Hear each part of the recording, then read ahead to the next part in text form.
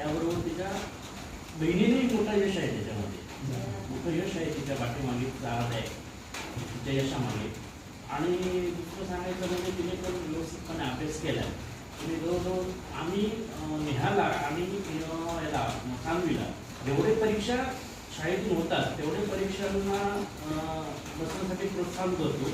आणि त्यांनी आमच्या याच्याप्रमाणे बऱ्यापैकी त्यांनी यश मिळवलेलं आहे. आमच्या न्यायाने तर उत्तुंग भरारीच मारलेली असं मला वाटतं. म्हणजे मी जे काय 25 वर्षात कष्ट काढले त्याचं त्यांनी चीज केलेलं आहे, कोण नेहाने माझ्या. आणि सांगलीत तरी त्याचं मला पूर्णपणे आत्मविश्वास आहे. आता हे साहेब म्हणाले की आई वडील काय करतात, आई वडील जे काय करतात ते जर मुलांनी बघितलं तर निश्चित ते अभ्यासाच्या पाठीमागे राहते. त्यांनी पण एक विचार करायला पाहिजे की माझ्यासाठी माझे आई वडील काय करत आहे, किती कष्ट करत आहे. माझ्या मिसेसने तर मला वाटतं आता ह्या वर्ष होत आलं की मला सांभाळून तिचा अभ्यास, तिला मार्गदर्शन केलं.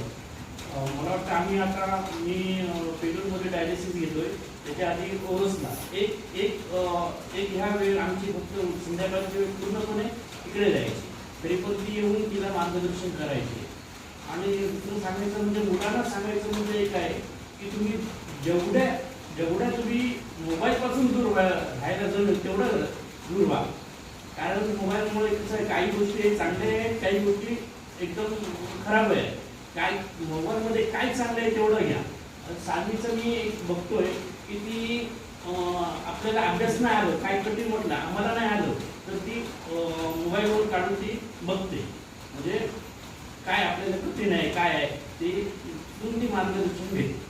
तर सगळ्या मुलांना सांगायचं आहे की थोडंसं एक मोबाईल बाजूला ठेवा, अभ्यासासाठी तुम्ही वापरा, तुम्ही हे करा आणि जे काही चांगलं आहे ते त्यातून घ्या आणि सगळ्यांनी व्यवस्थितपणे अभ्यास करा आणि असंच यश मिळवून यशस्वी व्हा. आणि तुम्हाला एक सांगायचं आहे की तुम्हाला तुमचा जो आपला सत्कार केला आहे हा समाजाने केलेला आहे, हे गुण आहे लक्षात घ्या. ते कधी समाजाचं रूप कधीही फिटणार नाही. आणि तुम्ही मोठे झाल्यानंतर तुम्हाला समाजासाठी काहीतरी देणं लागतंच, ते तुम्हाला द्यायलाच पाहिजे. बस.